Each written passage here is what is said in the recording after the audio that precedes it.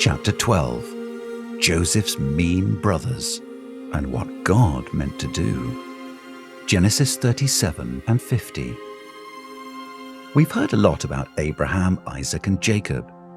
But did you know that the longest story in Genesis, and one of the longest stories in the Bible, is actually about Jacob's son, Joseph?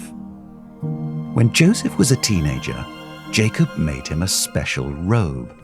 It wasn't a choir robe, there weren't many choirs yet, and it wasn't a bath robe, they didn't take many baths either. It was a robe of many colors. Jacob gave it to Joseph because Joseph was his most favorite son, which quickly made Joseph the least favorite brother.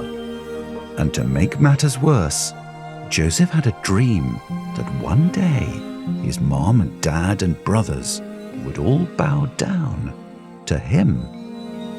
Some dream, the brothers thought, more like a nightmare. So they ripped apart the fancy robe, threw Joseph in a pit, and sold him into slavery. Later, when Jacob asked his sons where Joseph was, the big brothers showed their father the robe and told a lie about Joseph being devoured by a wild animal.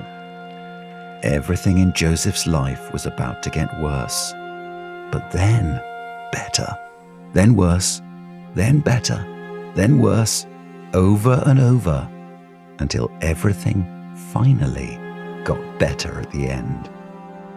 First, Joseph served as a slave for an important Egyptian official named Potiphar.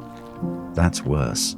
But Joseph was so good at what he did, and the Lord was blessing him so much, that Potiphar put Joseph in charge of his entire house.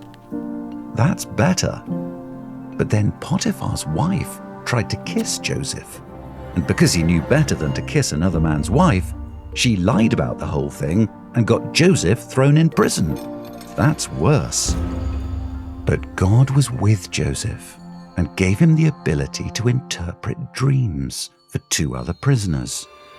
One of the men promised to remember Joseph when he was back serving Pharaoh. Better. But the man forgot Joseph. Worse.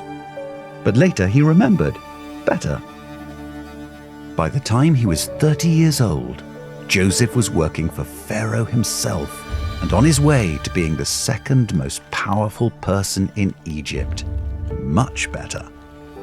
Years later, Joseph's brothers came to Egypt, desperately looking for food, and Joseph was the only person who had any food to give.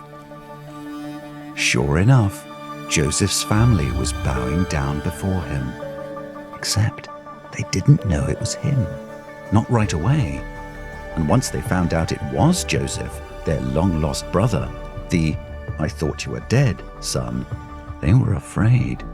Surely he would not be nice to them after they'd been so mean.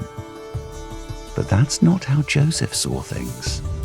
"You meant evil against me," he said, "but God meant it for good."